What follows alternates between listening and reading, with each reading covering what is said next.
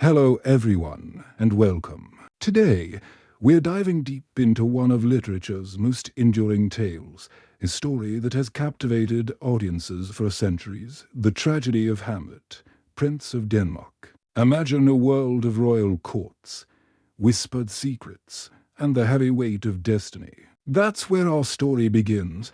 Our protagonist, Prince Hamlet, is a young man of intellect and sensitivity, deeply mourning the recent death of his father, the king.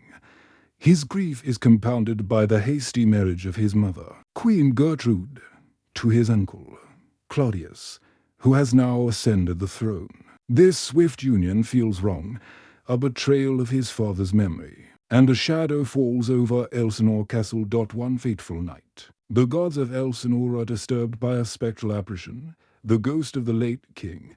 Intrigued and deeply unsettled, Hamlet is persuaded to meet this phantom. What he learns there shatters his world. The ghost reveals a horrifying truth. He was murdered, poisoned by his own brother, Claudius, who then seized the crown and the queen. The ghost implores Hamlet to avenge his death, to right this terrible wrong. This revelation plunges Hamlet into a profound crisis. He is tasked with a monumental act of vengeance, but how can he be sure of the ghost's word? Is it truly his father's spirit, or a demon sent to deceive him? This doubt gnaws at him, leading him to feign madness. He believes that by appearing erratic, he can observe Claudius, gather evidence, and perhaps even provoke a confession, all while protecting himself from suspicion. His madness becomes a performance, a shield. He speaks in riddles, his words laced with double meanings, confusing and alarming those round him, including his beloved Ophelia, the daughter of the king's chief counselor, Polonius. Ophelia, caught between her father's commands and her feelings for Hamlet, is deeply distressed by his erratic behavior.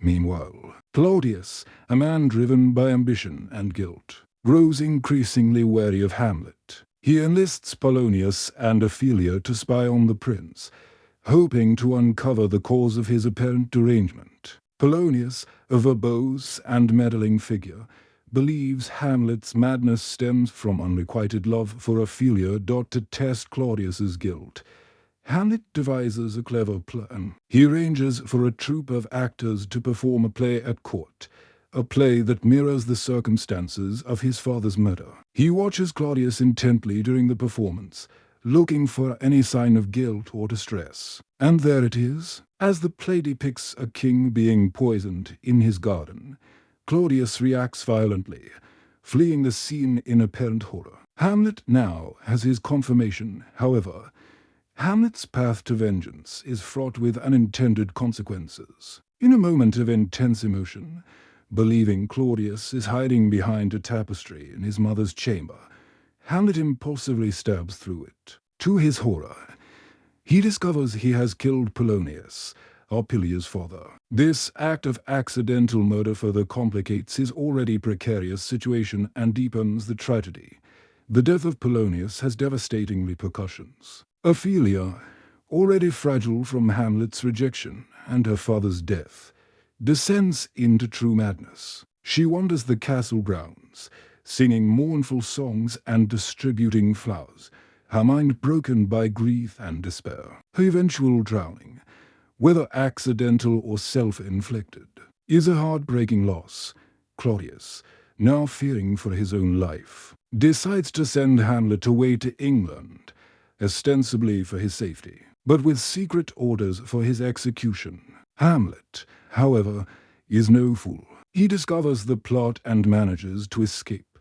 Returning to Denmark, upon his return, Hamlet finds Denmark in a state of turmoil. Ophelia is dead, and her brother, Lars, is consumed by a burning desire for revenge against Hamlet for the deaths of his father and sister. Claudius, seeing an opportunity, manipulates Lars. He proposes a fencing match between Hamlet and Lars, secretly rigging it to ensure Hamlet's death. Lars' sword is to be poisoned, and Claudius prepares a poisoned chalice of wine as a backup. The day of the duel arrives. The atmosphere is tense, a mix of sport and underlying menace. Hamlet, despite his earlier hesitations, agrees to the match. The duel begins, and the poisoned sword proves its deadly intent. Lot wounds Hamlet, and in the ensuing scuffle, the swords are exchanged. Hamlet, now wielding the poisoned blade, wounds Laertes. In the midst of the chaos. Queen Gertrude, unaware of the poisoned wine, drinks from the chalice intended for Hamlet. She collapses, dying. Lot, realizing he has been fatally wounded by his own poisoned sword and that Claudius is responsible for the treachery, confesses the plot. He forgives Hamlet and reveals Claudius's vile L.A.N.Y. with his dying breath. Lot implores Hamlet to avenge their deaths. Hamlet, now filled with righteous fury and the weight of all the lives lost, confronts Claudius. He forces Claudius to drink the remaining poisoned wine and then, with his poisoned sword, finally kills the treacherous king as Hamlet himself lies dying, mortally wounded by the poisoned sword. He entrusts the future of Denmark to his loyal friend, Horatio. He asks Horatio to tell his story, to ensure the truth is known. He also names Fortinbras, the Prince of Norway, as his successor, hoping for a peaceful transition and a restoration of order.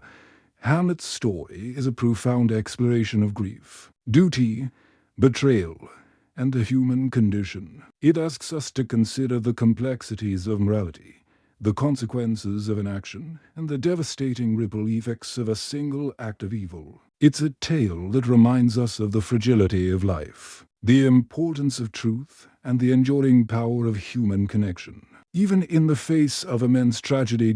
Thank you for joining me on this journey through Hamlet's world. I hope this retelling has resonated with you. If you enjoyed this exploration, please consider following for more stories and insights. Until next time, take care.